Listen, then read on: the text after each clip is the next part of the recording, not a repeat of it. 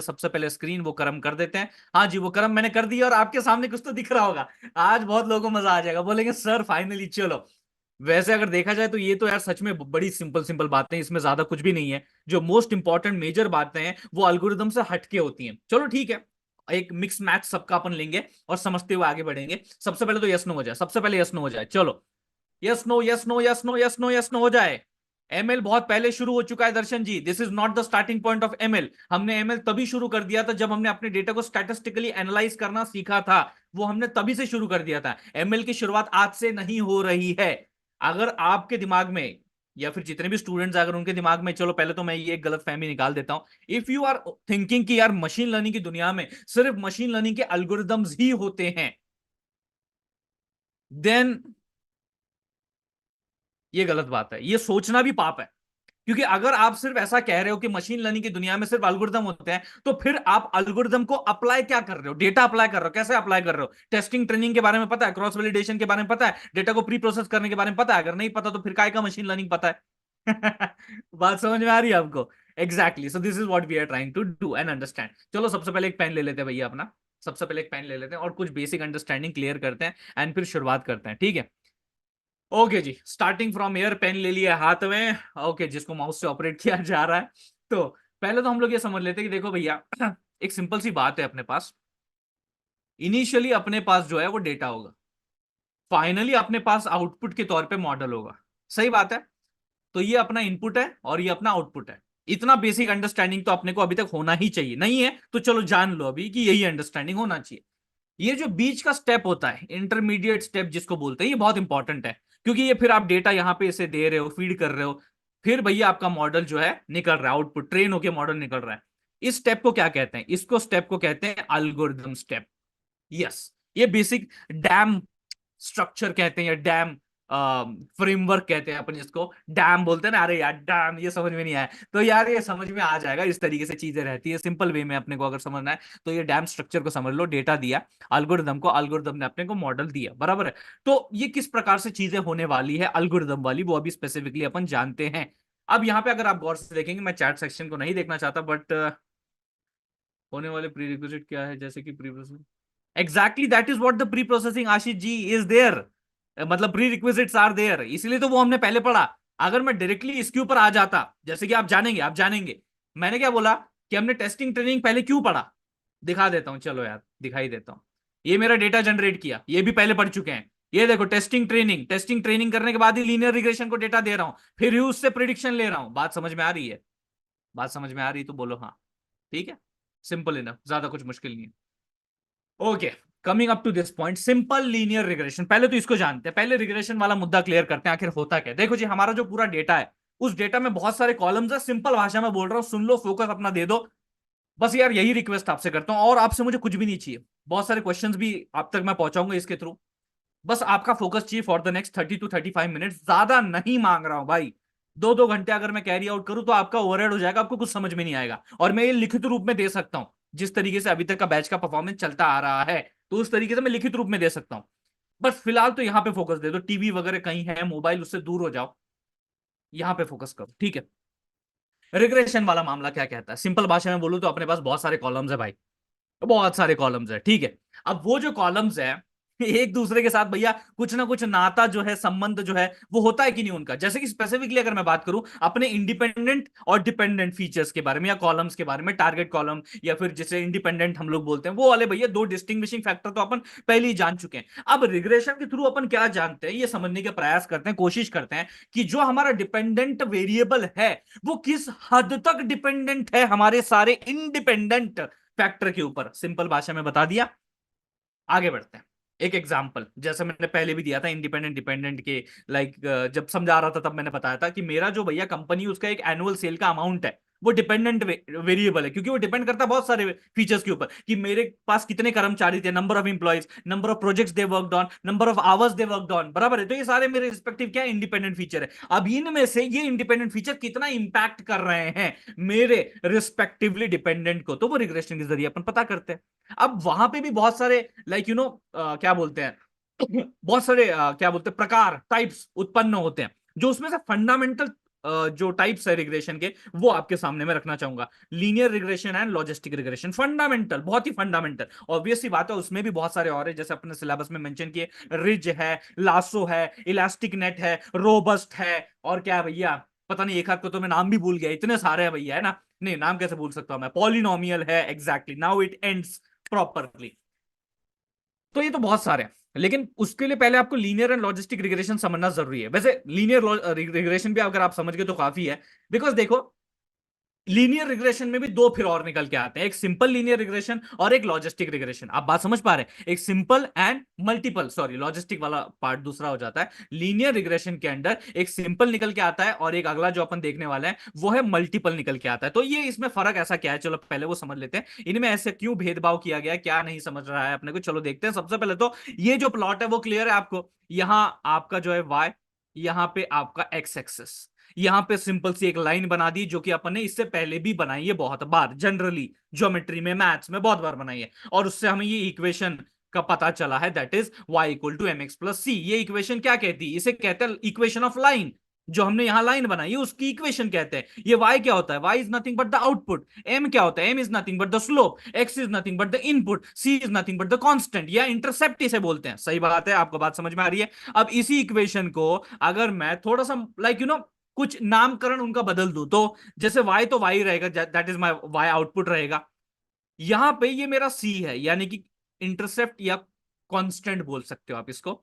ये मेरा स्लोप की जगह इसका नाम मैंने दे दिया कोएफिशिएंट, ये मेरा क्या होगा, कोएफिशिएंट। और ये x तो मेरा इनपुट का इनपुट ही रहा, यानी कि आउटपुट एंड इनपुट सेम है, लेकिन यहां जो टर्मिनोलॉजीज जिनको m एंड c से मैं संबोधित कर रहा था, उनको अभी मैं B1 एंड B0 रिस्पेक्टिवली संबोधित कर रहा हूं। सिंपली इनका इस्तेमाल अभी मैं कर रहा हूं, कुछ नहीं किया, वही इक्वेशन रखी। अब आप बोलोगे सर ये क्या है, ये ऐसा क्यों संबोधन आपने किया, अगर ये हमारे पास पहले से तो ये क्यों किया, बिकॉज ताकि आपको समझ में आए कि ये चीज चल कैसे रही है। चलो देखते हैं, लेट्स फॉर एग्जाम्पल यहां पे मेरे पास ये मेरा इंडिपेंडेंट वेरिएबल डेटा है जो कि एज है, और ये मेरा डिपेंडेंट वेरिएबल डेटा है, यानी कि एज के ऊपर मेरा इनकम डिपेंड करता है। तो इनकम जो है वो वाई एक्सेस पे, एज जो है वो मेरा एक्स एक्सेस पे। सिंपल भाषा में समझ में आ गया।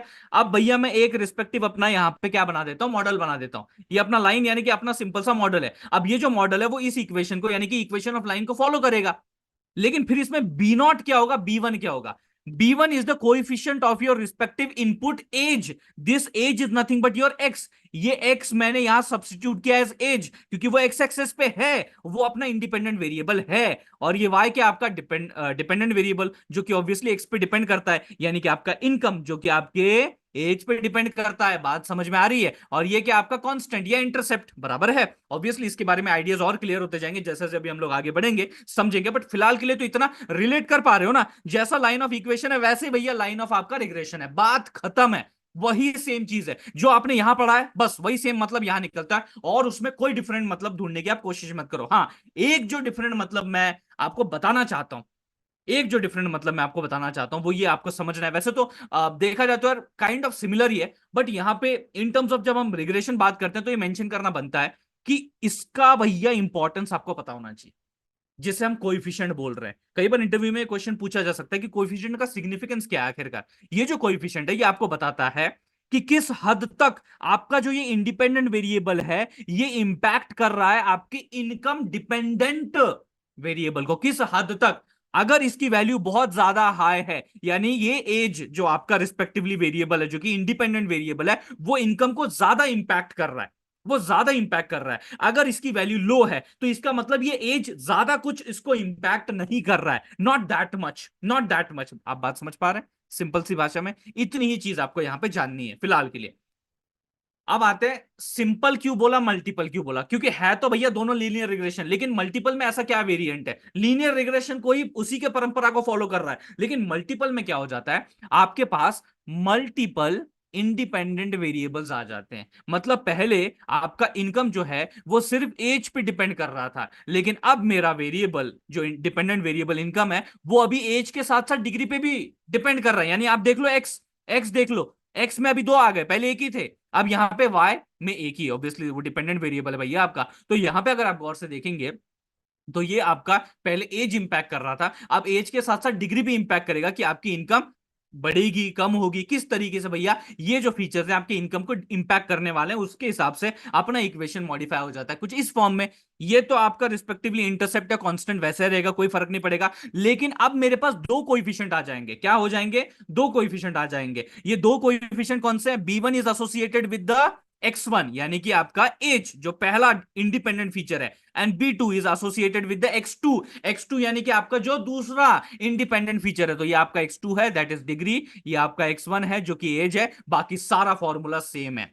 अब जैसे जैसे अगर आप बढ़ाते जाओगे, लेट से अगर आप बढ़ाते जा रहे हैं नंबर ऑफ फीचर्स, अगर बढ़ाते जा रहे हैं इंडिपेंडेंट नंबर ऑफ फीचर्स अगर बढ़ाते जा रहे हैं, तो उसी हिसाब से आपके नंबर ऑफ जो कोएफिशिएंट्स है जो कि उनके साथ एसोसिएटेड होंगे वो भी बढ़ेंगे। लेट से मेरी जो B1 की वैल्यू है वो ग्रेटर है, ओके लेट से अगर मेरा, मैं ऐसे लिखता हूं जनरली B1 इज लेट से स्मॉलर देन B2, मतलब अगर आप गौर से देखेंगे तो एज पे इतना इनकम डिपेंड नहीं होना चाहिए, है ना। हाँ डिग्री पे होना चाहिए, अगर बहुत ज्यादा कोई शिक्षित है, डिग्री अगर उसने परसीव किया है, तो भैया फिर उसका इनकम ज्यादा होना चाहिए। तो ये नेचर आपको ये बताने की कोशिश कर रहा है, यही स्टेटमेंट वेरीफाई करने की कोशिश कर रहा है आपका ये respective B1 is less then B2। B2 is greater मतलब क्या, कि आपका डिग्री ज्यादा इंपैक्ट कर रहा है। B1 इज लेस देन मतलब डिग्री के मुकाबले एज कम इंपैक्ट आपका इनकम पे कर पा रहा है। This is called as a multiple linear regression.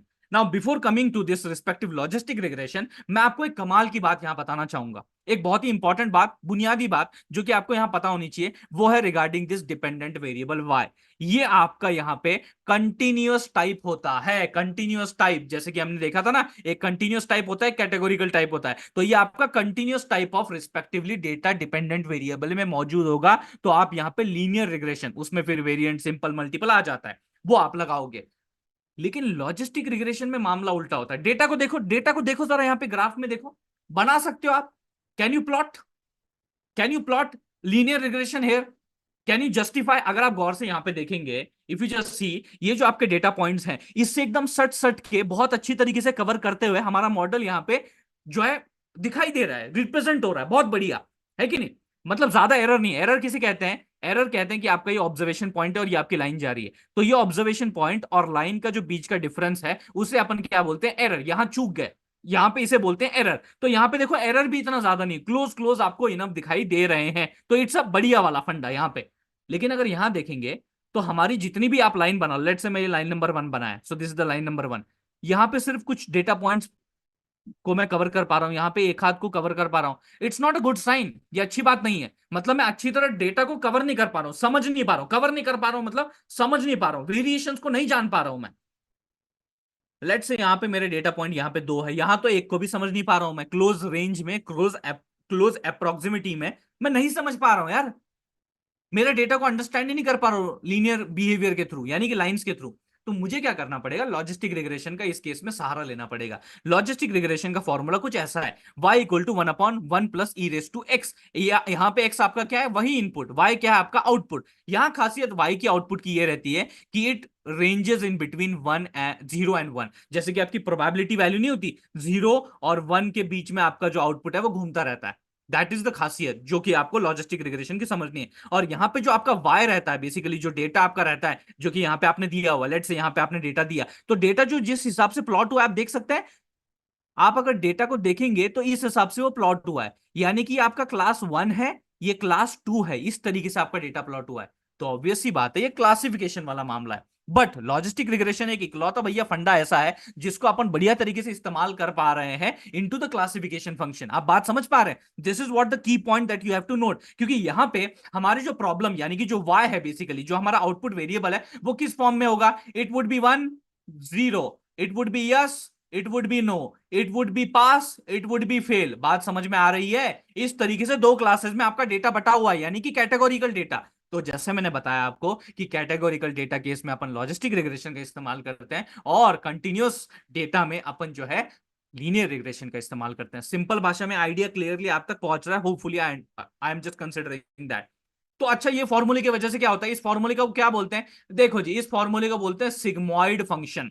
इस फॉर्मूले को या इस फंक्शन को बोलते हैं sigmoid function. And sigmoid function जाना जाता है अपने एस शेप के लिए। यही नहीं, सिर्फ जब अपन आगे भी जाएंगे, जब डीप लर्निंग में अपन बहुत सारे एक्टिवेशन फंक्शंस देखने वाले हैं, बहुत सारे सिग्मॉइड है भैया, tan h है, that is hyperbolic tangent function जिसको अपन कहते हैं, रेलू है, रिकी लेलू है, रिकी लेलू नहीं, रिकी रेलू है, लीकी रेलू है, उसके बाद अपना बहुत सारे सॉफ्ट मैक्स है देखने वाले अपन। तो वहां पे भी ये जो एस शेप है वो कांस्टेंट है, वहां पे भी आपको एस शेप देखने को मिलेगा। अब इस एस शेप की वजह से हो क्या रहा है, हैव यू सीन दैट, इस एस शेप की वजह से I am able to cover my data points properly.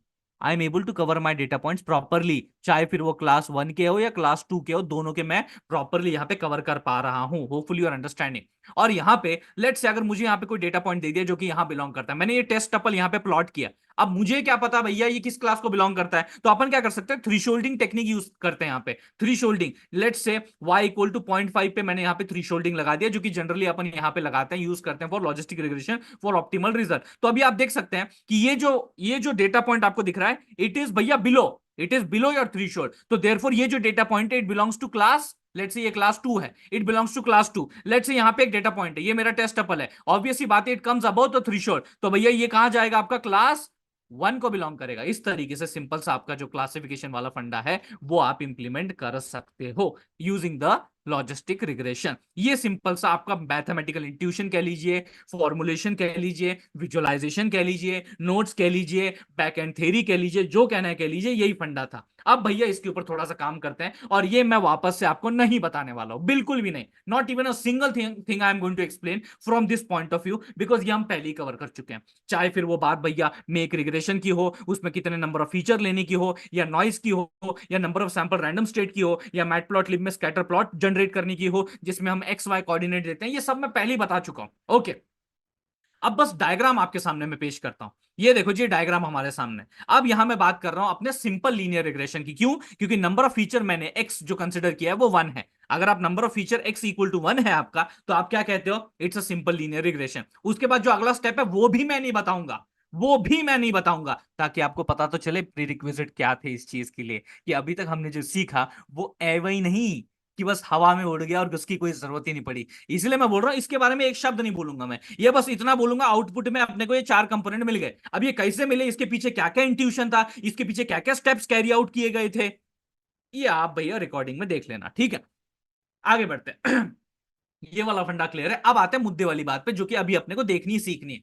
अपने को चाहिए लीनियर रिग्रेशन इंप्लीमेंट करना है, अपने को क्या करना है, लीनियर रिग्रेशन इंप्लीमेंट करना है। और उसमें भैया अपने को कहां से मिलेगा, ये क्लास कहां से मिला अपने को, पहली बात तो लीनियर रिग्रेशन क्लास कहां से इंपोर्ट करेंगे, इस एड्रेस से, यानी कि sklearn डॉट लीनियर मॉडल से अपने को ये क्लास मिल जाएगा। उसके बाद मैं क्या करता हूं, अपने लीनियर रिग्रेशन का जो मॉडल है उसको इनिशियलाइज करता हूं, यानी कि उसके ऑब्जेक्ट को इनिशियलाइज करता हूं, ठीक है। ये तो पता ही होगा, ये पहले भी बताया था, जब मैंने बहुत सारे फंक्शन इससे पहले क्लास के क्रिएट किए, उसका ऑब्जेक्ट इनिशियलाइज किया, चाहे वो वन हॉट एनकोडिंग हो, लेबल एनकोडिंग हो, इससे पहले हमने बहुत देखा है। चाहे हमने क्रॉस वैलिडेशन वाले फंडे देखे हो, के फोल्ड या स्ट्रेटिफाइड के फोल्ड, उसमें भी हमने उसके ऑब्जेक्ट्स बनाए थे, है कि नहीं। तो ठीक है भैया, ये मेरा रिग्रेसर नाम का जो है रिस्पेक्टिव लीनियर रिग्रेशन मॉडल जो है, अभी फिलहाल इनिशियलाइज हुआ है, अभी वो ट्रेन नहीं हुआ है आपके रिस्पेक्टिव डेटा के ऊपर। तो अब देखो होगा ट्रेन, ट्रेन करने के लिए हम फिट मेथड का इस्तेमाल करते हैं, और ट्रेनिंग का डेटा हम उसे प्रोवाइड करते हैं। अब आते हैं मुद्दे पे, यहां से होती कहानी शुरू जो आपको समझनी, जो अभी तक हमने नहीं बताई है। आएंगे सब पे, आएंगे प्रिडिक्ट पे, आएंगे स्कोर पे, आएंगे कोएफिशिएंट पे, आएंगे इंटरसेप्ट पे, आएंगे फिर उसके बाद जो हम लोग ये प्लॉट हम करने वाले हैं, ये सब देखने वाले हैं, don't worry at all about this, ये सब देखने वाले हैं, ठीक है। We are going to see everything here. ये वाला फंडा क्या है, फिट, फिट मतलब क्या, ट्रेन कर रहा है। ट्रेन मतलब क्या, जैसे कि फॉर एग्जांपल आप किसी एक एग्जाम की प्रिपरेशन करते हैं या किसी इंटरव्यू की प्रिपरेशन करते हैं, आप क्या करते हैं, जैसे कि फॉर एग्जांपल मैंने आपको 100 क्वेश्चंस दिए, तो जो मैंने 100 क्वेश्चंस आपके ट्रेनिंग को दिए हैं वो आपका एक्स ट्रेन है, बात समझो। जो मैंने 100 क्वेश्चंस आपको अपने डेटा साइंस के इंटरव्यू के लिए दिए थे वो एक्स ट्रेन है, और हर एक क्वेश्चन के तुरंत बताने के बाद जो आंसर मैंने आपको दिया था वो आपका वाई ट्रेन है। अब आपको बात समझ में आई कि किस तरीके से आप अपने डेटा साइंस के इंटरव्यू के लिए तैयार होने वाले हैं।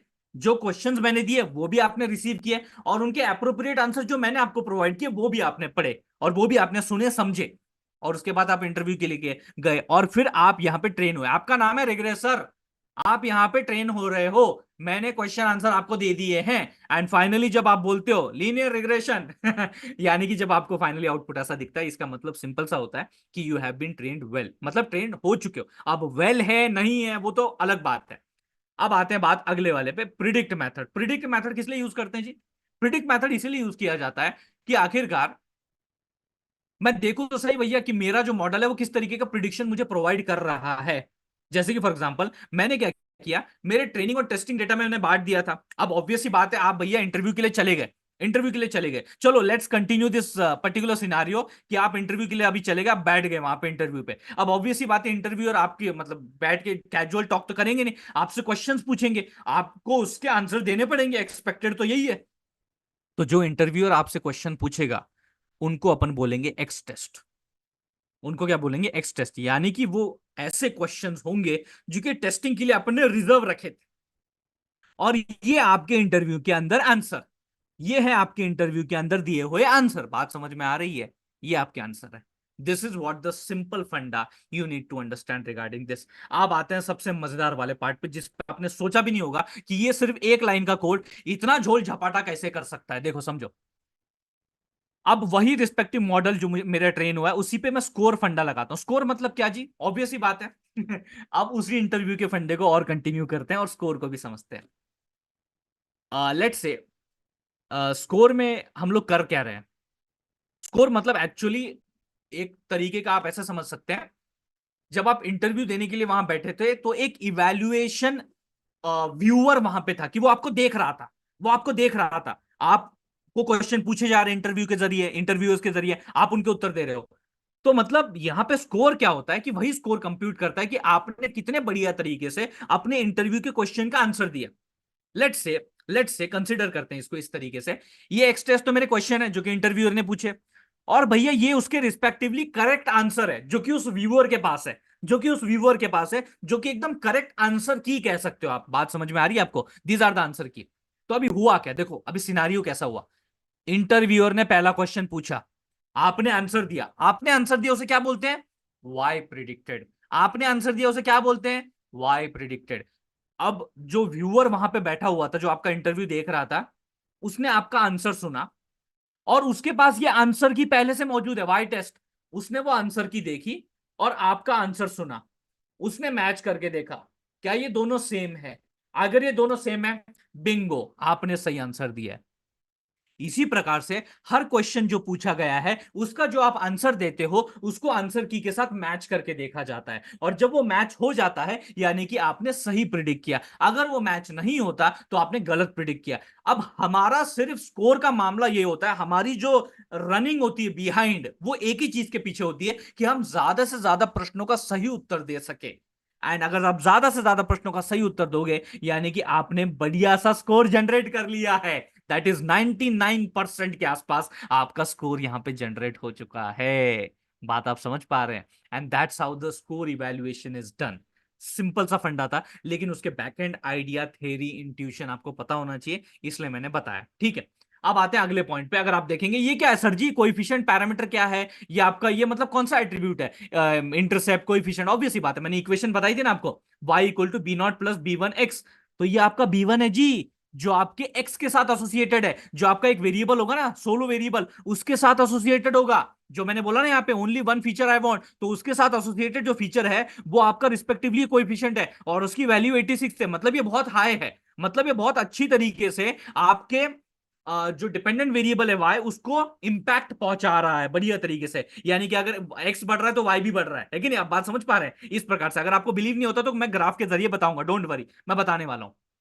इंटरसेप्ट क्या होता है आपका? बी नॉट, वो आपका कांस्टेंट, उसकी वैल्यू क्या आ गई दी है। अब मैं आपको एक एक्सरसाइज देता हूं, ये आपको करना है, ये आपको करना है, नो एक्सक्यूज इन दैट। अगर आपको नहीं करना, ऑब्वियस सी बात है, दैट्स योर विश, बट अगर आप सच में सीरियस हो कुछ चीजों को लेके तो ये करना बनता है।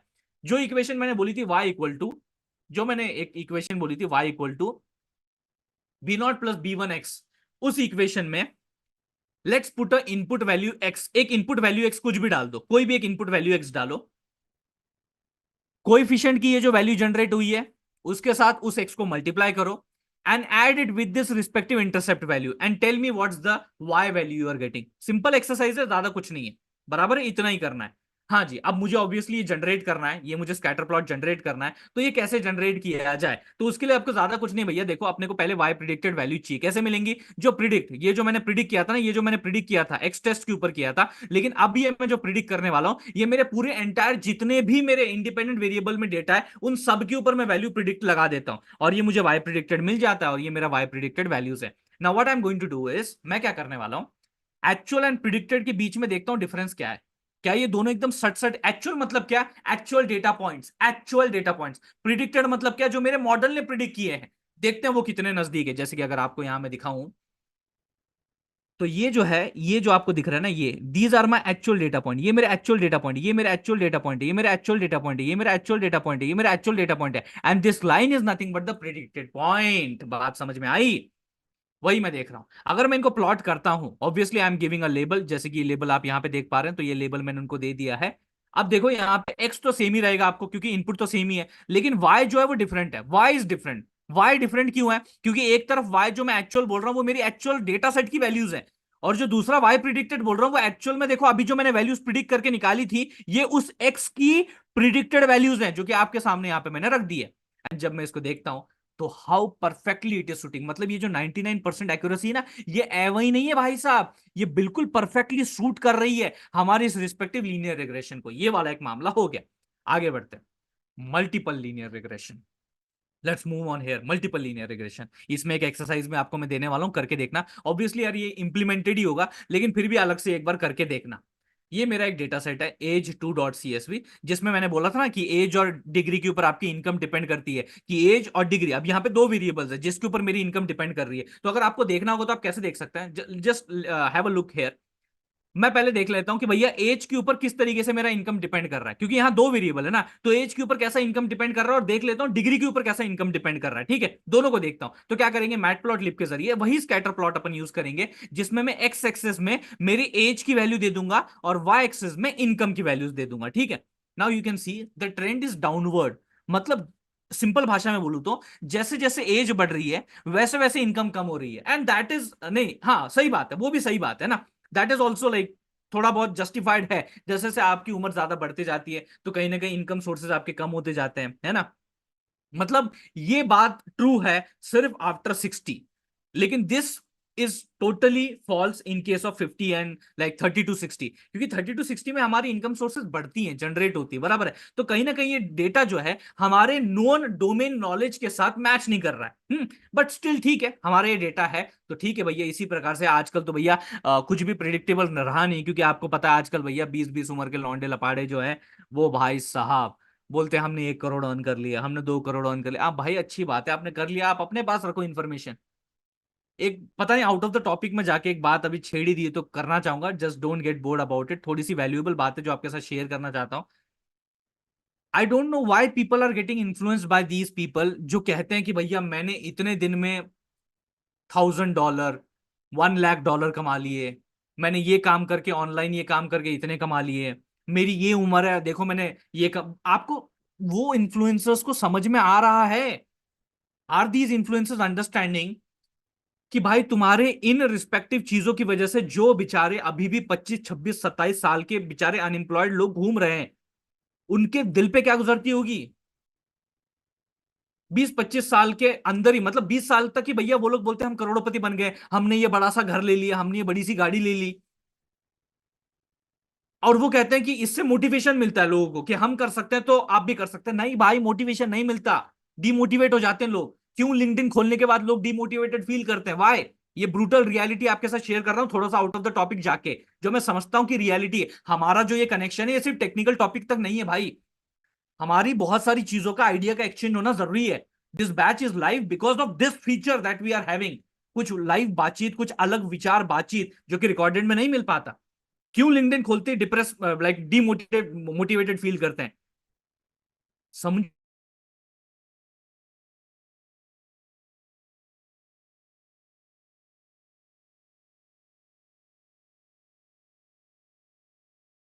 तो वो एनकरेज नहीं होंगे, आप व्यू नहीं दोगे तो वो एनकरेज नहीं करेंगे, बराबर है। और उसके ऊपर फिर से भैया वैसी चीजें नहीं आएंगी। तो बस दैट वाज द टॉपिक जो मैं बस ये एज और इनकम के ऊपर से बताना चाहता था। सॉरी अगर थोड़ा सा आपका टाइम वेस्ट हुआ होगा इन दैट पर्टिकुलर फील्ड। रही बात डिग्री के साथ भी, यहां पे भी भैया थोड़ा सा जो हमारा डोमेन नॉलेज है उसके हिसाब से चीजें जा नहीं रही है कि जैसे जैसे नंबर ऑफ डिग्री बढ़ रहा है आपका इनकम कम हो रहा है, ऐसा है। मतलब दोनों ही सूरतों में जैसे जैसे हमारा एज और डिग्री बढ़ते जा रहा है हमारा इनकम कम हो रहा है, यानी कि कहीं ना कहीं जो है दोनों ही आपके रिस्पेक्टिव फीचर इनकम को एक ही तरीके से इंपैक्ट कर रहे हैं। अगर आपके इंडिपेंडेंट वेरिएबल्स का वैल्यू बढ़ रहा है तो आपके डिपेंडेंट वेरिएबल का वैल्यू घट रहा है, तो दोनों एक तरीके से इंपैक्ट कर रहे हैं। तो चलो शुरुआत करते हैं। सबसे पहले तो भैया मेरा ये vertical split, then horizontal split, then I would be generating these respective combinations and लगाते हैं उसके ऊपर लीनियर रिग्रेशन। अब इसमें भैया कोई भी ऐसा अलग चमत्कारिक रूप नहीं है, लीनियर रिग्रेशन अपने आप समझ जाता है कि भैया इंडिपेंडेंट वेरिएबल कितना है, एक होगा तो सिंपल लीनियर रिग्रेशन, एक से ज्यादा होंगे तो मल्टीपल लीनियर रिग्रेशन, ज्यादा उसमें कोई सोचने वाली बात नहीं है। बाकी ये फंडा सेम है, इसका ऑब्जेक्ट बनाया, इसका मॉडल को भैया ट्रेन किया by giving the training data, इसका प्रिडिक्शन निकलवाया। अब इसके प्रिडिक्शन ऑब्वियसली डेटा कम है तो मैंने टेस्ट सेट में देख सकते हैं आप, टेस्ट सेट में दो ही सैंपल है, तो देखो तो देखो देखो देखो देखो प्रिडिक्ट करने के लिए मैंने क्या बोला, एक्स टेस्ट दिया। एक्स टेस्ट में क्या है, दो ही सैंपल है, यानी कि मैं अपने क्लासीफायर को, मतलब क्लासीफायर नहीं बोलना चाहिए, रिग्रेसर बोलना चाहिए, यानी कि मैं अपने रिग्रेसर को क्या बोल रहा हूं, देख भाई एक बंदे की उम्र है 80, उसके पास 9 डिग्री है, अब तू मुझे बता कि उसकी इनकम कितनी होगी। वो बोलता है 2300 रुपए, बस वो बोलता है 2300 रुपए। मैं उसको अगला टपल देता हूं, उसको बोलता हूं भैया देख ले उम्र 10 है और उसके पास एक ही डिग्री है, पता नहीं भैया हो सकता है, आजकल कुछ भी हो सकता है, तो भैया उसकी इनकम कितनी होगी, 6500, मतलब इससे ज्यादा। आप बात समझ पा रहे हो, यानी कि ये प्रिडिक्शन कुछ इस तरीके से मुझे मेरे रिग्रेसर ने लाके दिए। अब अगर मैं स्कोर चेक करूं सेम उसी प्रकार से जैसे मैंने पहले बताया था, स्कोर वैसे ही इवैल्यूएट होगा, प्रश्न उत्तर चेक किए जाएंगे आंसर की के साथ and then you will get 97, मतलब अच्छी खासी एक्यूरेसी है यहां पे। देखो अभी लेकिन एक फर्क आप देखोगे, नंबर ऑफ कोएफिशिएंट कितने, पहले कितने नंबर ऑफ कोएफिशिएंट थे, एक, क्योंकि वहां सिर्फ एक ही एक्स था, यहां पे दो है। इनकम आपकी डिपेंड कर रही है एज और डिग्री के ऊपर, तो ये देखो ये आपका एज से जुड़ा हुआ कोएफिशिएंट, ये आपका डिग्री से जुड़ा हुआ कोएफिशिएंट। नेगेटिव क्यों है, नेगेटिव क्यों है, क्योंकि coefficient is nothing but the slope, coefficient is nothing but the slope and we all know, ये हमें पता है कि ये नेगेटिव डायरेक्शन में जा रहा है, ये नेगेटिव डायरेक्शन में जा रहा है and that's why the coefficient values are negative. बात को समझो, विजुअली भी और आंकड़े वाइज भी, दोनों को मैच करके दिखा रहा हूं आपको मैं। चलो इंटरसेप्ट पे आ जाते हैं। अगर मैं इंटरसेप्ट देखूं तो ये कुछ वैल्यू इस तरीके से इंटरसेप्ट की आ रही है। अगर आपको लेट्स से एक लाइक प्लॉट ऐसा अगर जनरेट करना है, if you want to generate a plot, कुछ इस तरीके से आपको देखने को मिल जाएगा, गौर से देखना। यहाँ पे सीबर्न, हाँ चलो सीबर्न लाइब्रेरी का भी शुभारंभ यहाँ पे हो चुका है। कुछ ऐसे प्लॉट्स हैं जैसे कि रिग्रेशन प्लॉट, जैसे काम की चीजें आएंगी मैं आपको बताने वाला हूं। रिग्रेशन प्लॉट को अगर आपको प्लॉट करना है, जैसे कि अभी हम लोग लॉजिस्टिक रिग्रेशन को भी प्लॉट करने वाले हैं, तो उसमें अपन क्या कर सकते हैं, सी जस्ट फोकस ऑन दिस। मैंने यहाँ पे वाई प्रिडिक्टेड वैल्यूज अपनी पूरे डेटा सेट की निकाल ली, ठीक है। अब यहाँ पे सी वन लाइब्रेरी को एज एस एन एस में, जैसे मैटप्लॉटलिब है वैसे ही सी वन भी है, बस कुछ ऊपर नीचे फंक्शनलिटीज है जो जो जैसे जैसे आती जाएंगे मैं आपको बताऊंगा। तो यहाँ पे सी वन में रिग्रेशन प्लॉट बहुत बढ़िया तरीके से प्लॉट होता है, कैसे मैं बताता हूं।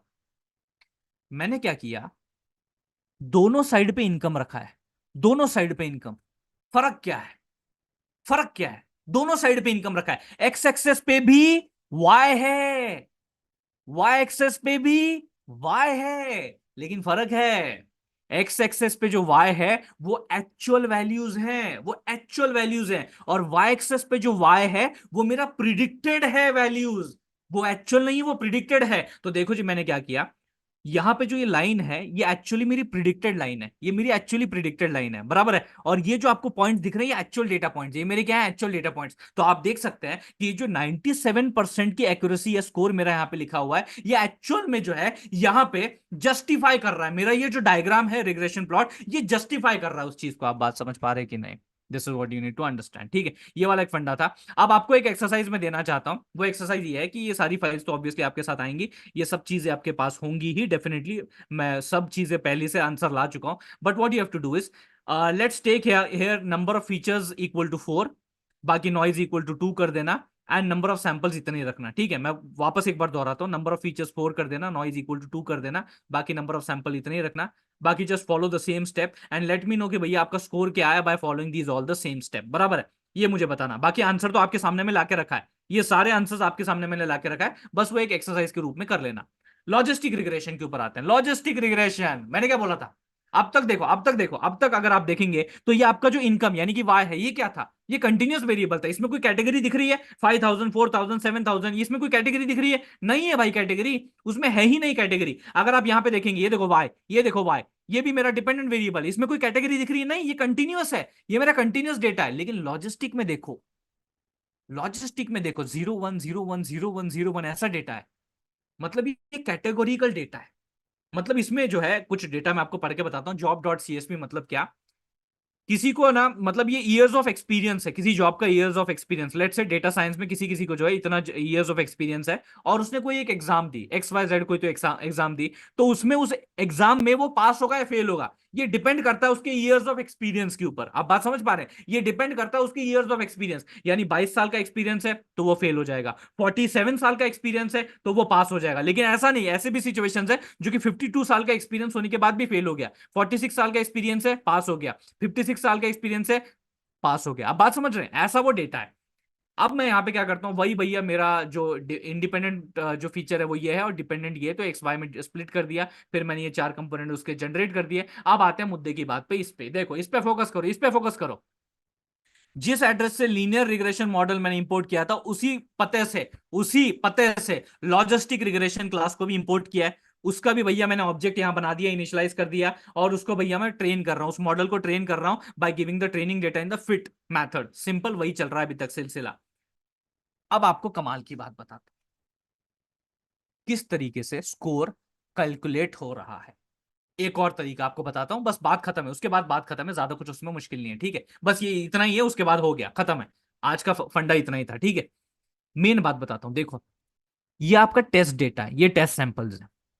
इसमें मैंने इनपुट के तौर पे, ये मेरे क्वेश्चंस है ना, मैं क्वेश्चन पूछ रहा हूं। 58 की उम्र, 58 भैया ईयर ऑफ एक्सपीरियंस है, पास होगा या नहीं बता। 49 उम्र लाइक ईयर ऑफ एक्सपीरियंस है, पास होगा या नहीं बता। 19 है, 52 है, 45 है, 18 है, बता पास होगा या नहीं वो एग्जाम में, वो बंदा बंदी बता। तो चलो ठीक है, तो मैंने भैया प्रिडिक्ट मेथड को ये मेरा सबके सब क्वेश्चंस दे दिए। क्वेश्चंस के आंसर यानी कि प्रिडिक्ट जो है मेरे मॉडल ने की, यानी कि जो आपने इंटरव्यू में आंसर दिए, वो इंटरव्यू में आंसर कुछ ऐसे हैं। यानी क्या, वो बोलता है अगर 58 उम्र है तो पास हो गया होगा, 49 उम्र है तो पास हो गया होगा, 19 उम्र है तो फेल हो गया होगा, 52 उम्र है तो पास हो गया होगा, 45 उम्र है तो पास हो गया होगा, 18 उम्र है तो फेल हो गया होगा। आपने एक नेचर ऑब्जर्व किया, कम उम्र वालों को वो फेल कर रहा है, ज्यादा उम्र वाले के एक्सपीरियंस को मेजोरिटी वाइज वहां पे 1 होगा डेटा सेट में, इसलिए उसने वो पैटर्न अनलॉक किया। ये पैटर्न ऐसे ही नहीं जनरेट हुआ है, ये पैटर्न उसने अनलॉक किया है डेटा को देखने से, कि जिसका ज्यादा number of years of experience है, ऑब्वियस ही बात है उसके ज्यादा चांसेस होने चाहिए उस एग्जाम को पास करने के, किसी एक exam X Y Z exam को, उन्हीं के डोमेन से लेट से रिलेटेड एग्जाम है, उसके चांसेस ज्यादा होने चाहिए।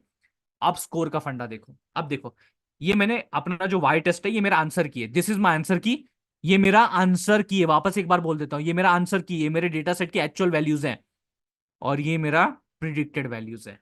अब स्कोर कैसे जनरेट होता है, देखो, देखो, इनपुट दिया x test, internally predict function call हुआ, उसने वाई प्रिडिक्टेड मेरे जनरेट किए, वाई टेस्ट मैंने उसको पहले से देके रखा है, यानी कि ये वैल्यूज देके रखी है। अब वो क्या करता है, देखो, मैच करता है, मैच करता है, 1 1, करेक्ट मैच, पहला सैंपल के लिए प्रिडिक्शन सही है, दूसरा सैंपल 1 1, मैच, दूसरे सैंपल के लिए भी करेक्ट प्रिडिक्शन, 0 1, नहीं 0 0, सही बात है, प्रिडिक्ट एकदम सही किया, मैच कर गया। चौथा सैंपल 1 0, गलत हो गया। चौथे सैंपल के लिए यहां पे आपने प्रिडिक्ट 1 किया और एक्चुअल में वो 0 था। तीसरा जो 52 है उसका एक्चुअल में भैया फेल हुआ था वो, लेकिन आपने बोल दिया पास हो गया, लेकिन यहाँ पे उसने वो पैटर्न समझा था इसलिए उसने ऐसा आंसर दिया। बराबर है, आप बात समझ पा रहे हैं। तो यहाँ पे उसने क्या किया, गलती कर दी, तो यहाँ पे उसके मार्क्स कटेंगे। फिर अगला देखते हैं, 1 1, बिल्कुल सही जी, बिल्कुल सही, यहां पे वो एकदम मैच कर गया, एकदम एग्जैक्टली मैच कर गया। 0 0, मैच कर गया। तो इसी के बेसिस पे एक गलत हो गया तो मार्क्स कट गए, तो उस हिसाब से उसका स्कोर आ गया 83%। आप बात समझ पा रहे हैं, hopefully your understanding this point. इस तरीके से मेरे भाई स्कोर जनरेट हो रहा है, अंडरस्टैंड इट। ओके, फाइनली भैया वही सी बर्न का इस्तेमाल करते हुए, रिग्रेशन प्लॉट का इस्तेमाल करते हुए, बाकी सब चीजें सेम है, एक्स वाई, बस मैंने यहां पे लॉजिस्टिक का जो फंडा है वो ट्रू कर दिया है, लॉजिस्टिक का फंडा ट्रू कर दिया है। लॉजिस्टिक का फंडा ट्रू क्यों किया है, बिकॉज मैं इस पे लॉजिस्टिक फंक्शन यानी कि जो मेरा सिग्मोइड फंक्शन है वो अप्लाई करना चाहता हूं। तो आप देख सकते हैं मेरा देखो स्लोप जो यानी कर्व जो है वो इस एस शेप की तरह कैसे आ रहा है। अब इसमें इतने डेटा पॉइंट्स नहीं, क्यों, क्योंकि मैंने सिर्फ अपना टेस्टिंग डेटा दिया है। भाई टेस्टिंग डेटा में कितने सैंपल थे, कुल मिला के 6 सैंपल, यानी आप गिन के भी देख सकते हो, 1 2 3 4 5 6, तो 6 के हिसाब से वो इतना अच्छी तरीके से मेरा प्लॉट नहीं हुआ है। अगर मैं अपने सारे के सारे जितने भी सैंपल अगर दे दूं, तो यानी अगर मैं पूरा का पूरा एक्स और पूरा का पूरा वाई अगर दे दूं और उस हिसाब से अगर लॉजिस्टिक फंक्शन इसको मैच करते हुए दिखाऊं, तो देखो मेरा कितना बढ़िया सा कर्व दिख रहा है। देखो लॉजिस्टिक कर्व कितना बढ़िया दिख रहा है। तो वो आप रेग प्लॉट के जरिए by doing the logistic equal to true perform कर सकते हो। This is what you need to understand. Basic फंडा आपको लॉजिस्टिक रिग्रेशन का होपफुली समझ में आ गया होगा। चलो I will just stop sharing the screen for now and भैया चैट सेक्शन की तरफ आता हूं। चलो जी, yes no yes no yes no yes no yes no yes no yes no yes no मचाओ शोर। भैया समझ में आ गया, सिंपल इनफ था। चलो yes no yes no yes no yes no, चलो चलो भाई मचाओ यार शोर। इतने आसान तरीके से आप तक चीजें पहुंचाइए। अब मुझे भैया सिर्फ यहाँ यस दिखना चाहिए। चलो चलो चलो चलो चलो चलो, बढ़िया बढ़िया बढ़िया। चलो आ, चलो बताएंगे अर्जुन जी, बताते हैं बताते हैं बताते हैं। आपकी क्यूरियोसिटी को मैं शांत करूंगा, don't worry. It's a constant Piyush ji, it's a constant, nothing more than that. जैसे कि आपका लाइन में वो कांस्टेंट था इंटरसेप्ट, वैसा ही है भैया फंडा। थैंक यू जी, thank you thank you thank you thank you. Threshold क्या होता है? थ्रीशोल्ड वो पॉइंट होता है सत्यम जी, जहां हम डिसाइड करते हैं कि भैया हमारा एक्चुअल जो रिस्पेक्टिव डेटा पॉइंट, हमने टेस्ट डेटा पॉइंट जो प्लॉट किया है, वो हमारा थ्रीशोल्ड के ऊपर है तो क्लास 1 को बिलोंग करेगा, थ्रीशोल्ड के नीचे है तो क्लास 2 को बिलोंग करेगा। अगर लेट से वो थ्रीशोल्ड पे लाई करता है, तो मोस्टली भैया अपन उसको क्लास 1 या क्लास 2 कहीं भी असाइन करे, कोई ज्यादा फर्क पड़ने वाला है नहीं। तो ये बात समझो, और ज्यादातर पॉइंट वैसे होते नहीं है, ठीक है। मैं समझा नहीं, एक मिनट क्या बोले, जस्ट अ मिनट। अक्षता जी कह रहे हैं सर क्या लॉजिस्टिक 2 से ज्यादा लेबल का ऑप्शन पे लगा सकते हैं? 2 मतलब आप कह रहे हैं कि भैया यहाँ पे 2 क्लासेस थे तो 2 से ज्यादा लगा सकते हैं, आप ये कह रहे हैं अक्षता जी? अक्षता जी आप यही कह रहे हैं 2 से ज्यादा क्लासेस पे लग सकता है क्या? यानी कि मल्टीपल मल्टी क्लास क्लासिफिकेशन की आप बात कर रहे हैं, सही बात है? I am getting it rightly? Okay perfect. तो इसके लिए आपको ज्यादा कुछ नहीं करना है, you don't have to do. चलो मैं बताता हूँ, चलो दिखाई देते हैं। वो एक सीआई वाला ऑप्शन का जो आंसर है वो भी दे देते हैं और इसका भी आंसर दे देते हैं। चलो let me share it. Okay सबसे पहले तो ये सीआई वाले का आंसर दे देते हैं। जब तक कोई चीज आपके पास नहीं होती ना, तब आपको उसकी वैल्यू पता चलती है। तो मैं इसको यहां से हटा देता हूं, ठीक है, एंड वापस से इसको रन करके देखते हैं। वापस से इसको रन करके देखते हैं, और फिर अभी आपको सीआई मैंने हटा दिया, अब आपको पता चल जाएगा उसका सिग्निफिकेंस। क्या दिख रहा है? सीआई हटाने के बाद क्या दिख रहा है? व्हाट यू एबल टू सी? क्या ही दिखाई दे रहा है आपको? हैं? ये प्लॉट अच्छी तरीके से आप समझ पा रहे हैं, यानी कि उसका कवरेज एरिया है। अब इसके कवरेज एरिया में अगर आप देखेंगे तो पॉइंट ज्यादा दिए तो उसके बाहर लाई कर रहा है। तो that is what it's trying to tell you. वैसे इसका इतना ज्यादा सिग्निफिकेंस है नहीं, बट जो बात थी वो मैंने आपके सामने without CI and with CI दिखा दी। अब वो सीआई इक्वल टू अगर आप नन करते हैं तो उसको अपन कंसिडर ही नहीं करते उस एरिया को, बराबर है। रही बात आपने बात की थी, हाँ एक से ज्यादा अगर रहे, जैसे कि फॉर एग्जांपल मेरे पास यहां मौजूद है, ये मेरा आइरिस का डेटा सेट है। दिस आइरिस डेटा सेट, ये मैं वापस रिपीट नहीं करूंगा मैंने कैसे किया, लोड कैसे किया, फिर डेटा फ्रेम कैसे जनरेट किया, ये मैं नहीं बताऊंगा। इसमें सिर्फ इतनी मुद्दे की बात आप जान लो, क्योंकि इससे पहले ये सारी चीजें अपन डिटेल में कवर कर चुके हैं, ठीक है। ये बात यहां पे समझ लो कि यहां पे अपने पास कितने कैटेगरी है। जैसे आपका क्वेश्चन था 2 से ज्यादा रहे तो, यानी कि लेट्स कंसीडर 3, सेटोसा वर्सिकलर वर्सिजीनिका, 3 है कि नहीं? अगर 3 क्लासेस हैं, आपको ज्यादा कुछ नहीं करना है, लगाना तो लॉजिस्टिक रिग्रेशन ही है। एक स्टेप बता रहा हूं, एक स्टेप बता रहा हूं, लगाना लॉजिस्टिक रिग्रेशन ही है। लेकिन लॉजिस्टिक रिग्रेशन को ऑब्जेक्ट बनाते वक्त multi class equal to multinomial algorithm select करना मत भूलना। कहने का मेरा तात्पर्य यह है कि जब भी लॉजिस्टिक रिग्रेशन के जरिए 2 से ज्यादा क्लासेस यानी मल्टी क्लास क्लासिफिकेशन का प्रॉब्लम आपके सामने आता है, तो multi class equal to multinomial logistic regression आपकी मदद में आता है। ज्यादा कोई फर्क नहीं है। सिर्फ अगर आपका नॉर्मल बाइनरी प्रॉब्लम है तो उसमें आप लॉजिस्टिक रिग्रेशन यूज कर सकते हो, अगर मल्टी क्लास प्रॉब्लम है तो उसमें मल्टीनोमियल लॉजिस्टिक रिग्रेशन अप्लाई कर सकते हो। बाकी ज्यादा मुद्दे में कोई फर्क नहीं है। तो ये सारी चीजें भी आपके सामने इन डिटेल मैंने रख दी। चलो stop sharing the screen, let me come back and चलो जी, ठीक है, क्लियर है? Okay just in case our score is not that good, then do we need to work better cross validation, avoid using random state holdout method and prefer. हाँ exactly exactly Sandeep ji, यही तो मैं कह रहा हूं। क्योंकि देखो फाइनली आपने क्या किया, व्हाट यू हैव डन, ये डेटा ही तो दिया है, और ये बाकी डेटा में आपने पहले पता नहीं क्या क्या प्री प्रोसेसिंग लगाई, ये क्रॉस वैलिडेशन लगाया, फिर रैंडम स्टेट लगाया। अब इनका कॉम्बिनेशन अगर परफेक्ट बैठा होगा तो आपका स्कोर अच्छा आ रहा होगा, लेकिन अगर नहीं बैठा तो you have to try out different things, you have to try out different things. ये चीज आपको समझनी है। महिमा जी कह रहे हैं score should be calculated between y predicted and y test, but in code you calculated x test and exactly that's what I am saying. Mahima ji difference है। ये जो है ये स्कोर का फंक्शन है, और स्कोर फंक्शन में हम कभी भी वाई प्रिडिक्टेड वाई टेस्ट नहीं देते। वी नेवर गिव इट, कभी नहीं देते। हम कब देते पता है? When we try to give it जब एक्यूरेसी स्कोर फंक्शन आता है। एक्यूरेसी स्कोर फंक्शन में हम y predicted and y test देते हैं। फिलहाल के लिए अब उसको और ज्यादा डिस्कस नहीं करेंगे, कंफ्यूज नहीं करेंगे आपको, लेकिन इतना इतना समझ लो कि वो एक डायरेक्ट मेथड है, वो एक डायरेक्ट मेथड है। आप बात समझ रहे हैं? वो एक डायरेक्ट मेथड है। मतलब जैसे कि हम यहां पे चलो समझा ही देते हैं। जैसे कि हम स्कोर मेथड में एक्स टेस्ट दे रहे थे, वाई प्रिडिक्टेड इंटरनली कॉल कर रहे थे और वाई प्रिडिक्टेड हमें मिल रहा था, और हम वाई प्रिडिक्टेड और वाई टेस्ट को मैच करके देख रहे थे। एक्यूरेसी स्कोर फंक्शन में उसकी जरूरत ही नहीं है, हम ऑलरेडी वाई प्रिडिक्टेड कैलकुलेट करके दे देते हैं। इंटरनली प्रिडिक्ट को कॉल करने की जरूरत ही नहीं पड़ती। वाई प्रिडिक्टेड हमारे पास पहले से है, वाई टेस्ट हमारे पास पहले से है, मैच करो। इसीलिए एक्यूरेसी स्कोर की कॉम्प्लेक्सिटी कम होती, क्योंकि वो इंटरनली किसी प्रिडिक्ट मेथड को कॉल नहीं कर रहा। लेकिन वही स्कोर मेथड की कॉम्प्लेक्सिटी ज्यादा होती, क्योंकि वो इंटरनली प्रिडिक्ट मेथड को कॉल करता है। Detailed answer in front of you. चलो हाँ जी, चलो हिमांशु जी का उत्तर भी दे दिया श्रद्धा जी ने। चलो बढ़िया बढ़िया बढ़िया, चलो जी बढ़िया बढ़िया। ओके जी ओके जी ओके जी। चलो चलो चलो ठीक है, यस नो का हल्ला मचा दीजिए। चलो एक आखिरी बार, अब इतनी सारी चीजें क्लियर वापस से कर दी, चलो एक और बार यस नो का हल्ला मचाइए। आ, दो कॉलम थे, उसमें एक टेस्टिंग था और एक yes yes yes Shraddha ji, yes yes yes yes yes yes yes. नया ना, एक एक मिनट एक मिनट एक मिनट, मैंने गलती से पढ़ लिया आपका। ना ना ना ना ना ना ना, दो कॉलम, एक कॉलम था इंडिपेंडेंट वेरिएबल, एक था dependent variable. Testing testing and training वाला मामला अलग है। टेस्टिंग ट्रेनिंग वाले मामले को अलग रखिए, वो मामले में इसमें इसको मिक्स नहीं करना है। दो कॉलम, एक अपना रिस्पेक्टिव इंडिपेंडेंट वेरिएबल, एक डिपेंडेंट वेरिएबल। बात समझ पा रहे हैं? This way. Sir logistic regression categorical value के लिए भी यूज होता है ना? लॉजिस्टिक रिग्रेशन कैटेगोरिकल वैल्यूज के लिए ही यूज होता है के लिए ही। मैं अब तक क्या बता रहा था? लीनियर में मैंने क्लियर बोला कंटिन्यूअस वेरिएबल्स का यूज होता है, लॉजिस्टिक में मैंने क्लियरली बोला कैटेगोरिकल यूज होता है। मैंने बताया भी, पास फेल, ट्रू फॉल्स, 1 0, ये बताया ना मैंने, है कि नहीं? चलो,